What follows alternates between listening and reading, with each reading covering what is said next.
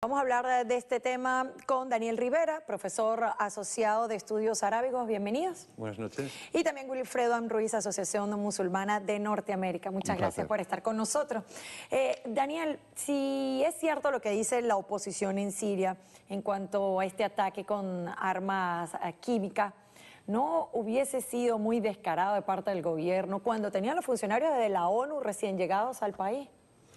Es cierto, y esa es una de las razones por las que el gobierno niega todo lo que ha ocurrido. Pero realmente no tenemos datos, no podemos negar que haya podido ser, por ejemplo, algunos generales del ejército o otros miembros del régimen o incluso los rebeldes. No podemos descartar ninguna de las hipótesis, pero sinceramente quien tiene ese tipo de recursos es el gobierno, ¿no? Ese tipo de armas. Pero Rusia dice que son los opositores quienes la tienen. Claro, y puede ser que no sea disuasivo para el régimen de Bashar al-Assad que esté quien esté de las Naciones Unidas, porque Bashar al-Assad tiene confianza plena en el apoyo incondicional ruso, especialmente en el Consejo de Seguridad, y eso es evidente porque hoy mismo el Consejo de Seguridad se reunió y lo que sacó fue un tipo de comunicado de prensa condenando el uso de armas químicas por cualquiera y reiterando que el uso de armas químicas es contrario al derecho internacional. Nada nuevo, nada con alguna amenaza y todo sin dientes. ¿Por qué? Porque en realidad el Consejo de Seguridad funciona con estos 5 países que tienen poder de veto, entre ellos Rusia, y eso garantiza al régimen de Bashar al-Assad que no va a haber ninguna decisión crítica que le afecte de parte de las Naciones Unidas, porque tiene garantizado el veto de Rusia y quizás de China. Entonces esto atornilla más al Assad en el poder, momentos cuando Washington decía hay que haber mayor presión, tiene que haber mayor presión para sacarlo del poder. Hombre, el presidente Obama ya mencionó la línea roja, la famosa línea roja, pero ya este no es el primer suceso que ocurre de estas características y la administración estadounidense no ha hecho nada. Yo creo que, como ha comentado el profesor Wilfredo, es cierto que Bashar al-Assad confía en sus amigos políticos que le defienden en una situación muy crítica. ¿Pero qué debería ser el proceder? Si hace un año ya desde la Casa Blanca decían, bueno, ya cruzaron la llamada línea amarilla, ahora la roja, ¿cuál es el deber proceder entonces? Qué interesante que Daniel precisamente trae las líneas que traza el presidente Obama, que no hacen sino demostrar su debilidad y falta de capacidad de liderazgo internacional para dirigir esta nación. Ya lo probó en Irak, de la manera que se fue de Irak derrotado. Está probándolo de la manera que nos estamos yendo de Afganistán sin ningún logro cuantitativo. Ha dejado la situación manga por hombro. Y en situaciones de política internacional ha mostrado una falta de capacidad de liderazgo que lo que ha hecho es exponer a Estados Unidos y dejarlo más expuesto respecto a las verdaderas intenciones en política nacional, respecto a esos discursos huecos de que estamos buscando democracia en la región, que estamos buscando y velando los derechos de la mujer, que estamos velando por mira lo que pasó en Egipto, un golpe de Estado en la cara, y todavía a esta fecha el presidente Obama no lo ha llamado lo que es un golpe de Estado, ¿verdad? Un coup d'etat. Y así por el estilo, es una política internacional totalmente fallida, ¿verdad? Bueno, y justamente en Egipto la situación no está menos candente que en Siria. Vamos a ver lo que ocurrió en el día de hoy.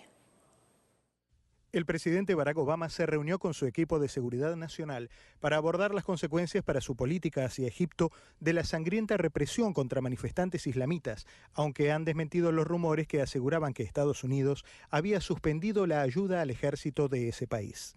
Sin embargo, la Unión Europea fue más intransigente y suspendió, de manera temporal, los permisos de venta de armas y equipo bélico a Egipto como medida de sanción tras el golpe de Estado del pasado día 3 de julio. Todo esto ocurre en momentos en que Hosni Mubarak es dejado en libertad condicional, mientras los líderes de los hermanos musulmanes han sido apresados y el depuesto presidente Morsi permanece detenido por los militares.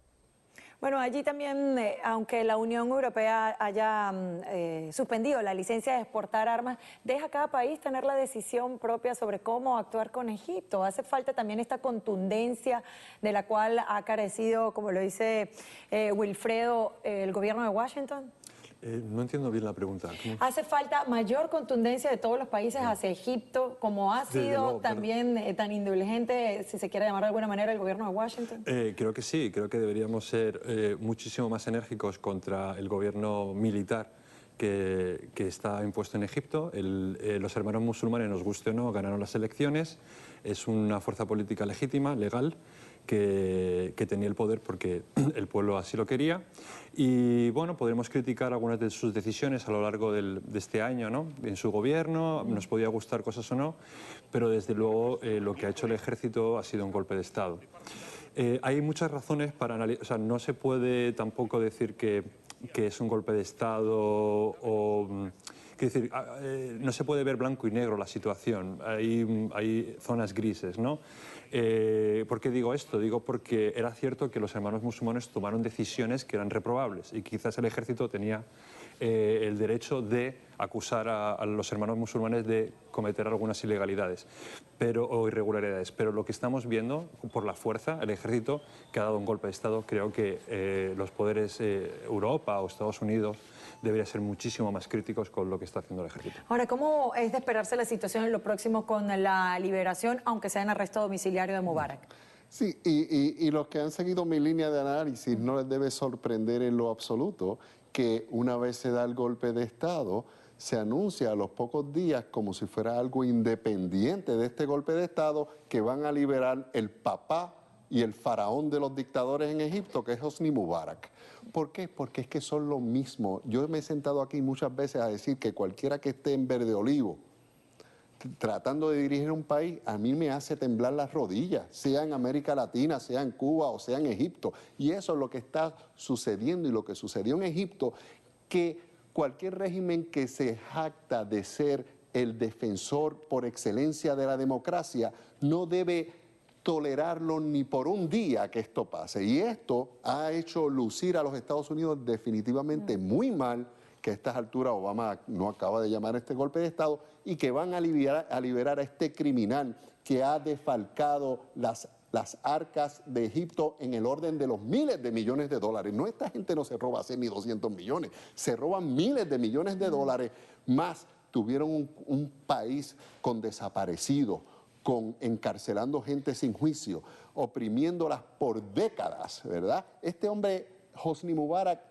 es el papá de un Fidel Castro, así de cruel ese señor. Y ese señor ahora, después de este golpe, lo van a liberar y Estados Unidos hoy ni se ha pronunciado contra esa liberación, pero es que son lo mismo, son militares tomando el control del poder, les importa poco la democracia y en realidad, y es una triste realidad de nuestros sistemas políticos, a nosotros en realidad la prioridad número uno es los asuntos de seguridad nacional estadounidense y en eso no está en la lista de prioridades si en Egipto hay democracia, no hay democracia, si la mujer tiene derechos, si viene la Sharia o no viene la Sharia, es tener un gobierno que nos asegure los intereses nacionales de nosotros y que sea un dictador, opresor, que tenga derecho a la mujer, que no la tenga, eso es a un segundo y tercer plano, ¿verdad? Bueno, y uno de esos intereses para el gobierno Obama podría ser mantener a salvo a Israel. Por supuesto, ya sabemos que Egipto tiene uno de los pactos más sólidos con el Estado de Israel, en comparación con el resto de la región que no acepta que no hay paz con Israel. Ellos han dicho incluso que es necesario tener los militares en Egipto. Y yo creo que esta es una de las razones por las que la administración Obama anda de puntillas cuando habla de Egipto, pero yo creo que su análisis ha sido bastante acertado en recalcar que le conviene a Estados Unidos un gobierno que mantenga la seguridad, no importa lo democrático o lo legal que sea, mientras mantenga la seguridad y sus intereses en la región. Bien, gracias. Daniel Rivera, profesor de Estudios Arábigos, y Wilfredo Ruiz de la Asociación Musulmana. Amigos, es hora de hacer otra pausa, pero al regresar, una alerta por el cólera emitido por la sección de intereses de Estados Unidos en Cuba ha coincidido con otra alerta de la Comisión Panamericana de la Salud, que destaca el contagio de extranjeros durante visitas recientes a la isla. No se vayan, que ya volvemos.